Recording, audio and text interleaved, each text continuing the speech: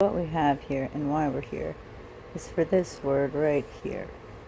I wasn't all that familiar with it, and I was reading it in regard to astrology. So with that, I wanted to go and find out, is it the same thing as conjunct, meaning like next to each other, where the planets are kind of, as again, we see here, as in to combine. Let's take a look. What does this word mean, and how even do we say it? That was on the last page. As in, it's an interesting word to say, though. Juxtapose. Juxtapose. So there's your word of the day. To place different things side by side as to compare them or contrast them or to create an interesting effect. To me, is juxtapose a back formation? A back formation is a word that has come about through the removal of a prefix or a suffix from a longer word. Imagine that. Alright, so we needed to look into back formation, and I just looked at it somewhere else. Back formation. A word formed by subtraction of a real or supposed affix from an already existing longer word. Such as burgle from burglar. The formation of back formations. In 1888, in the meaning defined it since to. What is that? A word. It's nothing. You don't tell me nothing. And what does this whole time traveler deal right here mean? Anybody know that? Okay. Let me not get lost in the salt. And back to Justapose. To place different things side by side. I would say if two planets are side by side, they're conjunct. As to compare them or contrast them or to create an interesting effect. Did you know is Justapose a back formation? A back formation, which I had to look elsewhere for all of that, actually. Darn it. Okay. I sure did. And how did I do that? Alright, this will work. Is Justapose a back formation? A back formation is a word that has come about through the removal of a prefix or a suffix. Let's think about that for a minute. A back formation is a word that has come about through the removal of a prefix or a suffix from a longer word. Etymologists believe Justapose is a back formation that was, weird wording, was created when people trimmed down the noun juxtaposition. I mean, I wonder if that's how it's pronounced. Juxtaposition. I guess so. The act or an instance. Can we do this? The act or an instance. The act or an instance of placing two or more things side by side, often to compare or contrast or to create an interesting effect. An unusual juxtaposition of colors. An unusual conjunction. Same difference, because I asked Google if that's what it meant, and before I got here I had to dig deep is what I'm getting at. It said no. Whatever. Examples of juxtaposition in a sentence. Juxtaposition. I've got juxtaposition for you. The juxtaposition between such comforts and the horrendous history, underscoring the trip, spins, bingy. What? The juxtaposition between such comforts and the horrendous history, underscoring the trip, spins Benji around. Okay. Pair yours with moto boots. What are those? Moto boots? And an oversized barn jacket or leather bomber for an ingenuous juxtaposition. Come on, man. The juxtaposition of growing populations and intensifying natural disasters in turn creates the risk for even greater losses. Thanks, Amy Peachy. Peachy with you. The juxtaposition between the Peyton Nix Tiff and Peyton Russell Wilson meltdown remains striking. Okay. Latin juxta, near, plus English position, more joust. Okay. What is this time traveling stuff about? Oh, time. My bad. Here's where we started.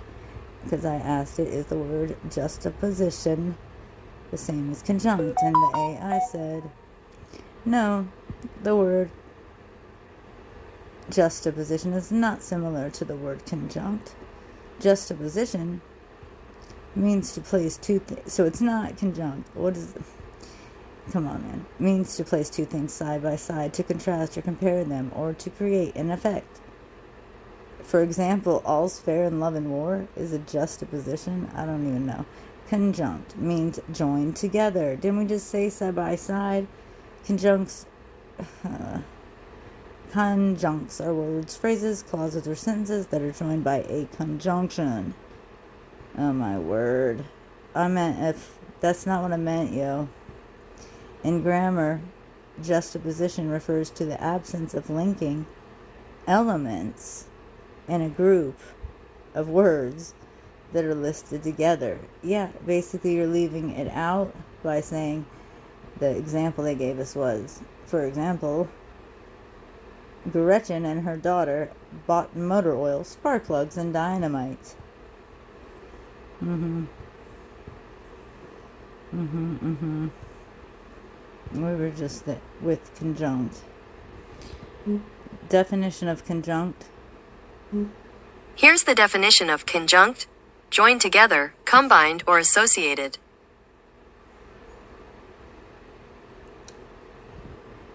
Conjunct. Joined together, combined, or associated. Each of two or more things which are joined or associated. Bound in close association. Conjoined. Okay. What does juxtaposition in astrology aspects mean? In regard to two planetary bodies being in juxtaposition to each other, what does that mean? Next to each other. What do you want to bet? What the heck do you want to bet? When two planetary bodies are said to be in just the right position. Is that what it got? It typically means they are well, close enough. That is exactly my point. I hadn't even thought about it that way, but each other, it typically means that they are in a conjunction. Thank you. Just the right position. I mean, really and truly and really. Which is in an astronomical event where the two objects appear very close together in the sky is viewed from Earth, essentially aligning along the same line of sight. This can happen with planets, moons, or even stars relative to each other. Key points about conjunctions. Visual alignment. The key aspect is that the two objects seem close together in the night sky. Oh, I would have begged to differ, not necessarily that they are physically close. I would beg to differ all day. That's exactly what a planet means to be. And is that what you're trying to say? Like, I would say a 7, even 10 degree orb, meaning going either direction number-wise, 7 to 10 degrees. Technical definition.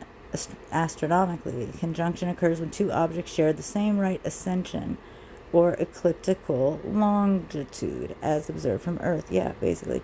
Not a rare event, though. Conjunctions are relatively common occurrences. They are. But you should still pay attention to them as planets move through their orbits at different... Well, no shit.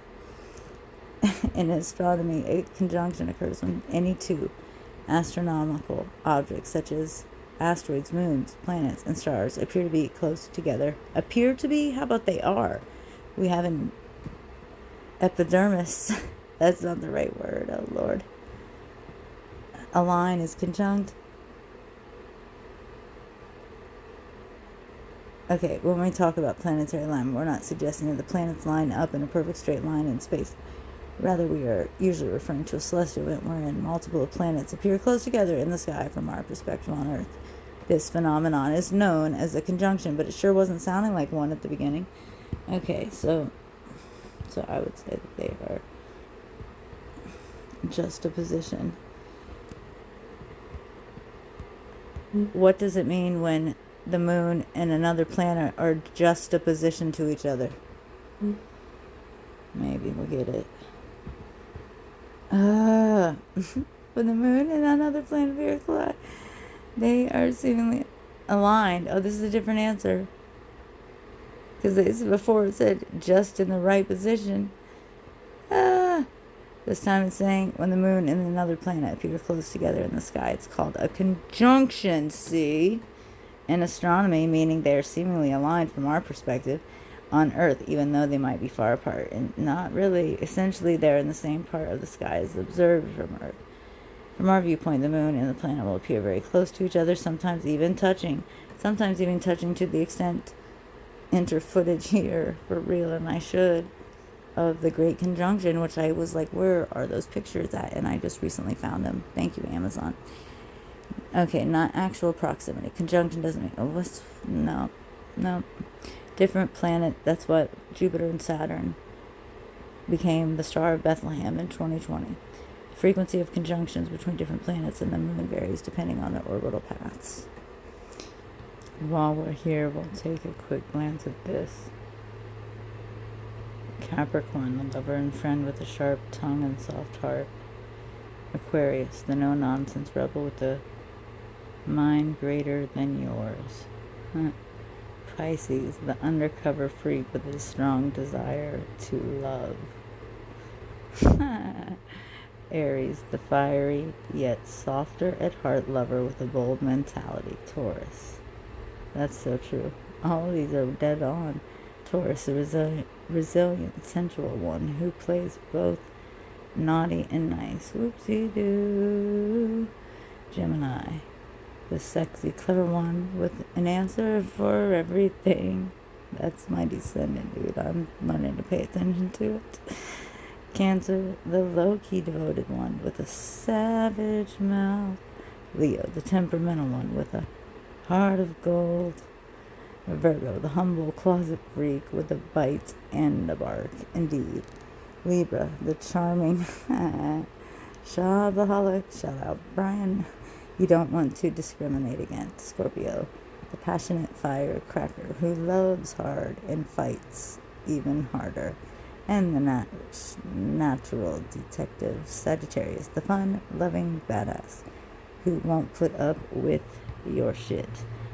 What am I? Where am I? Ooh. That would be my sun, boo. Okay, we got the sun there. Sun, moon, and rising. Matter of fact, I have 3 planets here. So basically, my Venus there, other than the moon and the sun, other than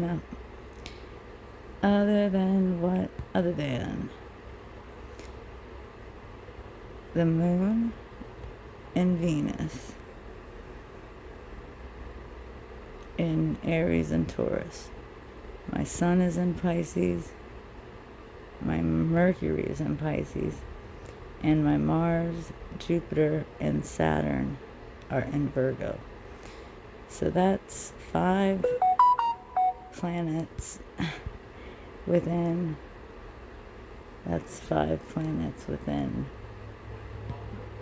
the same axis. So if we were going with the main 7, not traditional back in the day, 7 planets that we were aware of, out of the Sun through Saturn, let's say. So the Sun, Mercury, Mars, Jupiter, and Saturn are within the same axis. That's crazy, which is the Pisces Virgo axis, which is a lot of energy in that mutable sign. So the only thing that's not in there, if you will, out of those 7 key placements are the moon at 10 degrees of Taurus and Aries at 13 degrees of Taurus, I always say this. Venus in Aries. There we go. And I guess that means I love heart, but I have a crap ton of conjunctions, especially in Aries with asteroids. I've got Eris, I believe, Eris at 13 also. I have another Eros at like 23. This is all of Aries. There's something else there. And then conjunct or justaposition, that's how we got here. And all this mess is Chiron, the wounded healer. So, why I can't think of how to write him right now is that's what I mean, my memory's been being weird. Okay, he's a key. Come on now, Lucy. Hold on. No. Yes, kinda.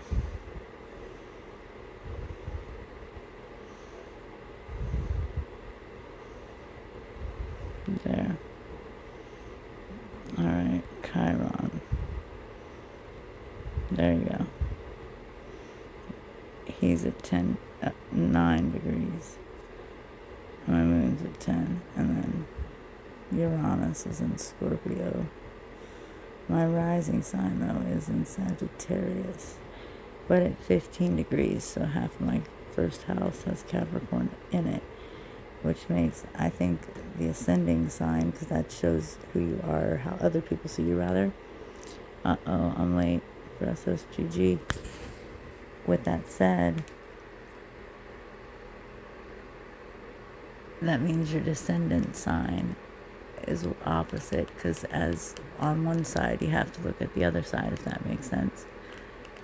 And with that means Gemini is just like what I was just saying about Virgo and Pisces being quote unquote polar opposites. Really, they share the same axis. So with that, so does Gemini and Sagittarius. So if I'm ascending or ascendant of 15 degrees Sagittarius or rising of 15 degrees Sag, that means my descending sign is going to be what I just said. That and descendant is how people see you when you're, no, not how people see you at all, how you act within the comforts of your own home when you're alone, what have you. My north node is in Leo at 29 degrees, so I have a whole lot just in general, I would say. Though I don't even know how to do that in this area too, because if you use Placidus house system, well, you would see that technically the north node is in 29 degrees of Leo, but it falls in the house of Virgo. However, Virgo and Pisces are not even there. They're intercepted. Like, no, I have Scorpio 2 times and Taurus 2 times. And I can even show you what I mean. Okay, so. Alright. If we look, we can see that. Okay. Sag rising. Why does it look like a big old moon is there? What's going on? Because what is that about? Oh, that's a weather thing? 61. What? Are you kidding me? No way. No way.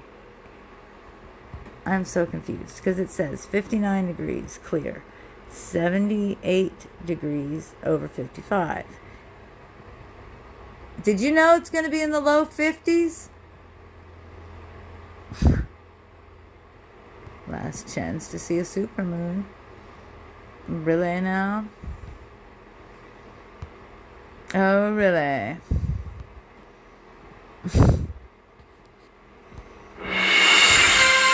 Cats. Who needs them, right?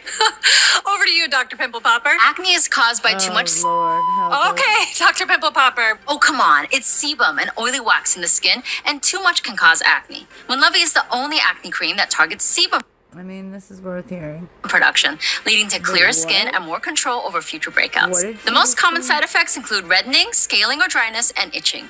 These are not all possible side effects. Winlevy is a prescription cream, so talk to your dermatologist about Winlevy cream. Winlevy. Hold up. You know we have to do it again. Acne vulgaris in people 12 years older. It is not known if it is safe and effective in children under 12. Well, that's scary. Important patient information. Before using Winlevy cream, tell your healthcare provider about all of your medications, particularly if you have skin problems. Can you imagine somebody coming to use this if they did not have skin problems, including eczema, even a cut, or a sunburn? Are you serious? So if you have a cut, do not use it. If you have had a sunburn, don't use it. Eczema, any skin problem. Okay, well then, what is it made? It is a, what is that? Clascoterone. Not going to be able to zoom in. Cream is 1%. It's a prescription medication used on the skin. Topical to treat acne vulgaris. And what the heck? Alright. It is used for the skin only. Do not use Winlevy cream in or on your eyes, mouth, or vagina. Jeez. The clarity is good. Do not use Winlevy cream for a condition for which it was not prescribed. Do not give Winlevy cream to other people, even if they have the same symptoms as you. It may harm them. That's scary in itself. Local skin reactions. It may cause skin reactions, including itching. Symptoms of a disorder where you... Wait. It could cause serious effects. Could cause. Symptoms of a disorder. What the heck? They don't even know the name of the disorder. Where the adrenal gland does not make enough of... Are you kidding me? It's like Proactive. Round fucking 4. Where the adrenal gland does not make enough of certain hormones. Adrenal insufficiency. During treatment with Winlevy, your healthcare provider may stop your treatment with Winlevy if you develop any adrenal problems. That's scary. The most common side effects include reddening, scaling, or dryness, and itching of the skin being treated. These are not all the possible side effects of Winlevy flipping cream. Tell your healthcare provider about the medicines you take, including prescription over-the-counter vitamins and herbal supplements. Medical advice about side effects. You may report side effects to the FDA. Okay, or to Sun. Who are they? Pharmaceuticals. The exact way Winley. Holy shit! You're kidding me. You got to be kidding me. I mean, just really, like as if this wasn't already sounding scary enough. Who is Sun? Winlevy is this registered trademark of Cassiopeia, SPA, used under exclusive license. All other trademarks are the property of the respective owners. Sun Dermatology Division, Sun Pharmaceuticals Incorporated. Okay, this is what's scary here, alright? And they don't show you to the very bottom. You gotta read the small print always. I just marked it out even. It's that small. Call your healthcare provider for medical advice about... Here's some advice. We can't really help you, but here's some advice about the side effects you might be having. You may report side effects to the FDA at, here's the number for that matter, to Sun Pharmaceuticals. You can call them to Incorporated, of course. And then it does say, please use the prescribing information and the patient information at winlevy.com. The exact way Winlevy works on acne is unknown, y'all. We don't know how it works. We have no clue. But here you go. Okay, that's just a position that we don't want to be in. Are you kidding me? Continue, lady. That's what I was thinking when we were reading up here. A 1% of what? Really? For the last 3 months, sky gazers have had a chance to enjoy a supermoon. Why is that, That's though? when the moon is full. Right, and at it's closest to the Earth, correct? If I'm not mistaken, I'm pretty sure I'm right. But how is that possible? Like 3 months in a row. On a day that it's closest to the Earth, Exactly. so it appears bigger and brighter. So but which November one is bringing you the last. Which one is the real supermoon? It can't be super all the time. It can't be at the closest point to Earth 3 damn months in a row. And if I'm not mistaken, we've had 5. Last chance to see a supermoon in 2024. Ooh. This week's full moon is usually called the Beaver Moon. It will hit its peak at 4:29 p.m. Eastern Time on November 15th. But you should see its brilliance throughout Friday night. Okay, I don't need to... Seguro médico de bajo costo o sin costo con Simply Healthcare Plans Inc. Así usted y su familia pueden sana. Florida Blue. Well, let me skip. All right.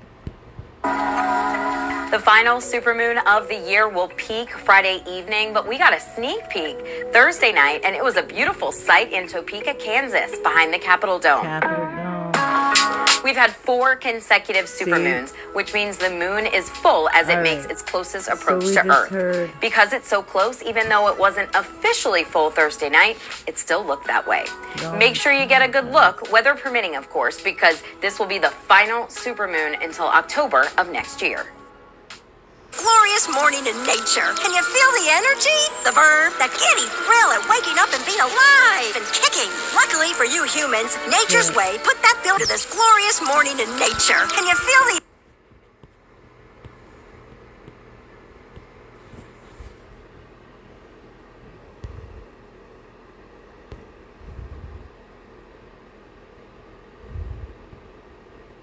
Oh, we're still rolling. What does the temperature say? It is 59. And as I was saying here, okay, we'll make this fast. Sun, right there. And that's Mercury with an asteroid on top of it, obviously. And that's something else. Maybe Pallas Athena at 13 degrees. But, alright, and then, yeah, see, we got Venus there. And Eris also sharing the same damn degree. And then you got Eros at 23 with something else right there, dead on it. Or you can see the little lines. Then I got the moon right there, and Chiron right on it with, maybe that's Vesta. It's a, okay, or no, I don't know. Maybe it's Sirius. Anyway, then there's the only thing we have in Cancer. Only thing we have. Now, if you notice, this is what I was saying that brought us here, is that my north node is in 29 degrees of Leo, right? Right here. Or, it kind of looks just like Leo, honestly. That was a crappy version, but you'll often see. Oh, wait, that's why. So, that's Leo. But your north node is this. Okay? And your south node is opposite, just like I was saying about the ascendant, which is this line right there, which means what happens over here is also going to match her. Okay, and it looks like, because the outside of the wheel has what's going on the real time right now. Jupiter at 20 degrees of Gemini, not in Taurus. Interesting. Because if I go outside right now, Jupiter is gonna be in Taurus. And I'm pretty sure oh boy, here we go. Alright, anyway. What's across from here must affect here. And that's what I was saying about my sun right here, 0, 1 degree. And then, matter of fact, it's conjunct my south node. And if the north node is that one, the south node would be like that. Okay, so that's it. Obviously, 29 degrees if it's 29 degrees up here. So interesting. Okay, so that's both Leo and Aquarius plus. Oops. My sun is right, kind of, depending how you feel about the cusp, but it's just barely into Pisces, and mind you, this is all tropical or western. Okay, so there's 2 things right there, 4. And then we go up here, but some of those are asteroids. We've got Mars, Jupiter, I did that in the reverse, 5 and 7, and then Saturn over here at 25 with Lilith sharing that very same thing. 25 degrees, 7 and 5, and then 0, 1, 13, and this 22. Well, I need to check into what that is. Okay. Uranus over here. And let's see, that's Pluto in Cap. Where's that? No. That's not correct. My Pluto is in Libra. Pluto is leaving Capricorn right now at the anaretic degree, which has got to be affecting me at this 29. Aquarius to Virgo, and that would be 30, each sign is 30 degrees, so 30, 60, 90, 120, 150, 30, 40, 50, yeah, 150 degrees.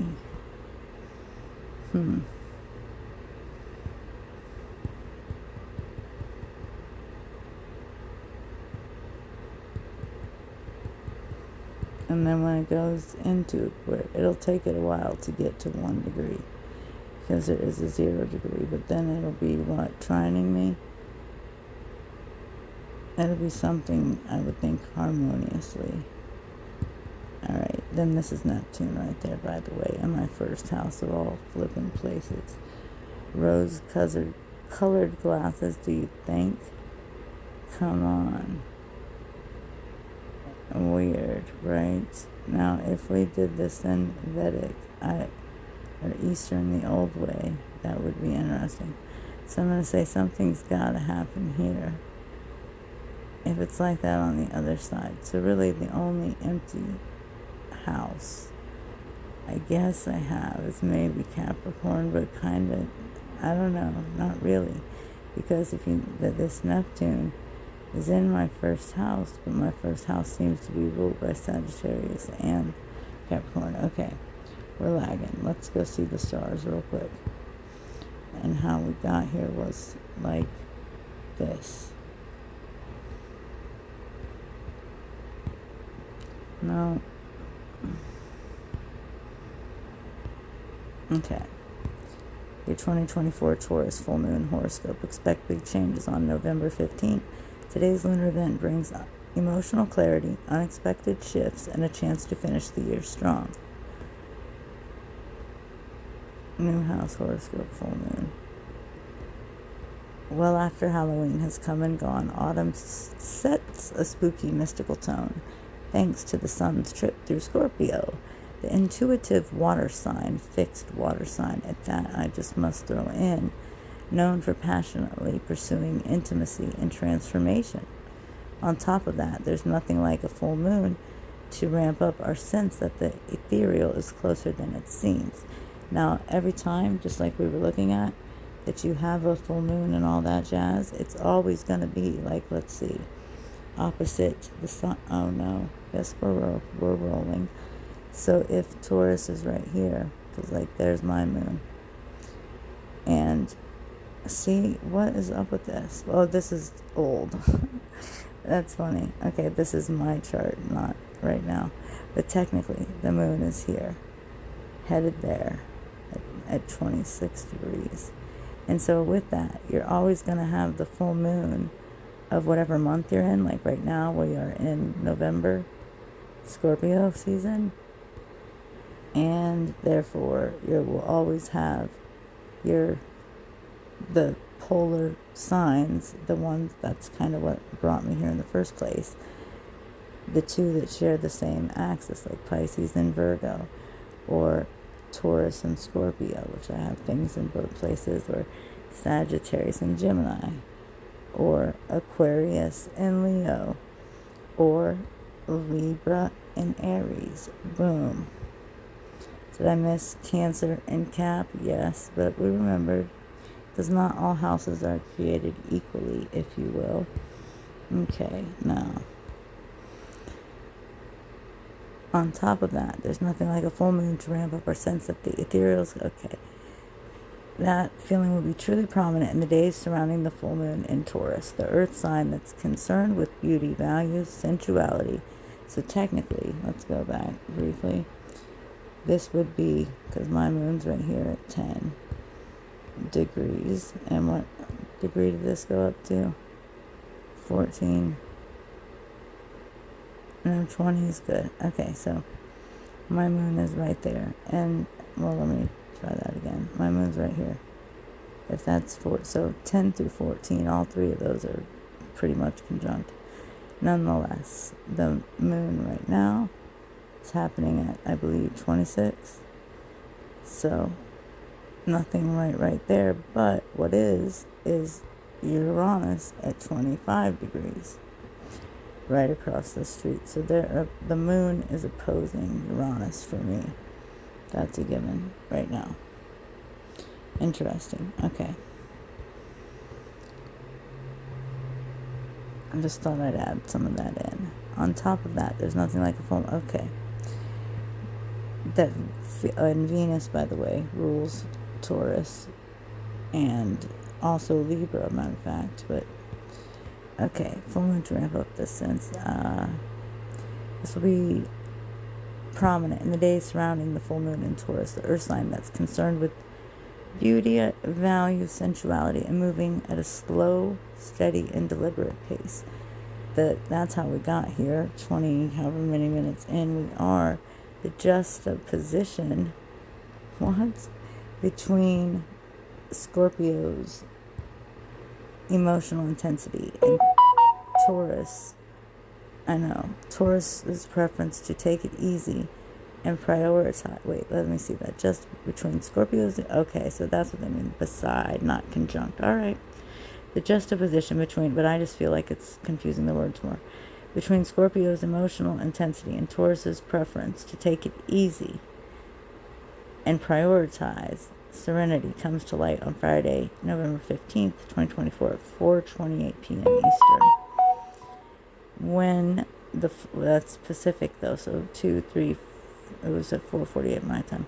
When the full moon falls in this fixed earth sign ruled by Venus, the planet of relationships and harmony, the grounded sign can encourage you to dig your heels in to pursue your passions. So, yeah, definitely that's a Scorpio thing, and I guess a Taurus thing too. That's what I guess the juxtaposition means, especially when it comes to your closest bonds and to more greatly appreciate the tangible, concrete aspects of life. Hear all you need to know about this dynamic, spiritually charged lunar event so that you can take advantage of it. Full moons happen once, less frequently twice. What does a full moon mean? Are you kidding? Full moons happen once, less frequently twice per month. That's sometimes called a blue moon. When the moon and the sun sit opposite one another in the sky and in the zodiac. So that means, back to here, that ding, ding, ding, my dear. So if it's that means the sun is right here, right on top of my Uranus. So the sun is zapping my Uranus. They're conjunct in the sky, and they're opposing. It's another word for opposing, quite frankly, if you ask me, because they're across from each other. Oh my God, these words. Okay, during a full moon, the sky lights up. Wait, let me see. Okay, full moons happen once, less frequently twice per month. When the moon and the sun, I wonder why sometimes it happens twice, sillies. When the moon and the sun sit opposite, if they wouldn't have messed with the calendar, yeah, one another in the sky and in the zodiac. Because they oppose one another, the sun's intensely brilliant light bounces off of the moon. Is that what's happening? Leading to a gleaming display in the night sky. During a full moon, the sky lights up brighter than any other time in the lunar cycle. I don't know about today. For that reason, astrologically speaking, full moons can't help but amplify your most emotional experiences and offer stunning clarity. And as the sun opposite moon dynamic also mirrors an amplified focus on partnerships, full moons are made for reflecting and taking action on matters of the heart. You can work with this energy for 4 days before. Who says? Like, that's like, it said there were 3 supermoons this year. The other site said 4, and I think it's actually 5. But that would be too odd if we said that the moon was right next to the earth for 5 months in a row at its closest spot. Come on, man. It doesn't make sense. You can work with this energy for 4 days. That I was saying a 7 to 10 day orb and or day and or degrees. For 4 days before and after the event occurs. In astrology, the moon rules our emotions, intuition, and nurturing style. And when it's full, all of those aspects of our inner life are heightened. You could feel particularly sensitive, empathetic, fired up, or even burned out if an emotional situation has become exhausting. You think full moons also present the chance to see how far you've come since planting seeds during the new moon. Yes, indeed, that occurred either 2 weeks or 6 months prior. 2 weeks, big diff, or 6 months prior. In this case, that's the November 1st Scorpio new moon and the May 7th new moon in Taurus. Your 2024 new moon in Taurus horoscope. What's in store for you? Wow. Okay.